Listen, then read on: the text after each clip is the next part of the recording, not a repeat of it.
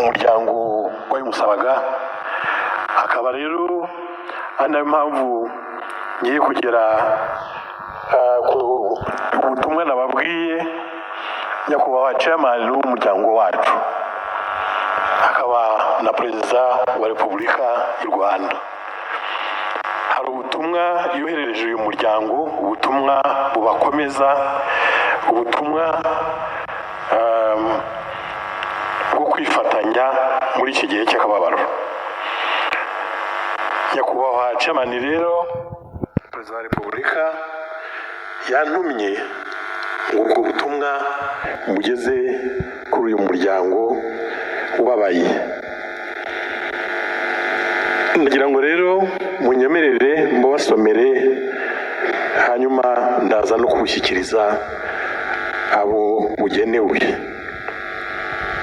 Nyakubahwa perezida wa Repubulika aravuga mu butumwa bw'akababaro yoherereje umuryango wa Kakira, aravuga ati ku muryango wa nyakwigendera Dr. Issa Kirabo Kakira.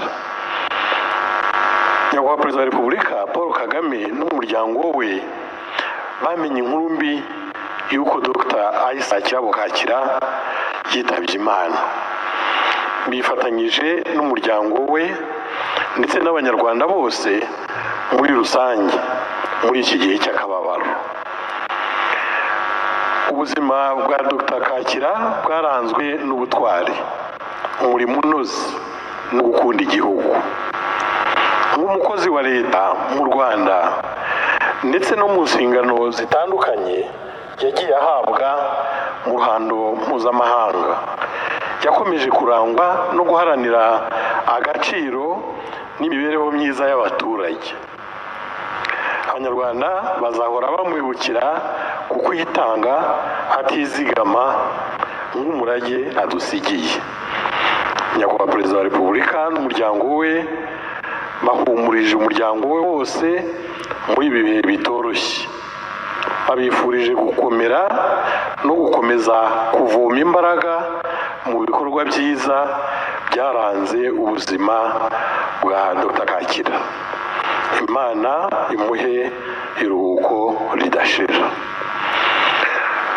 Muvandimwe retired Colonel Kakira, abana bose bawe n'umuryango wawe wose muri rusange, ndagira ngo nanjye nsoze nongera kubifuriza gukomera, nongera kubifuriza kugira ubutwari n'ubwihangane. Muri kumwe n'Imana, muri kumwe kandi twese turi kumwe na Dr. Kirabo. Igihe nikigera tuzongera tubonane. Imana ibahe umugisha kandi ikomeze kubaha imbaraga zo kwihangana.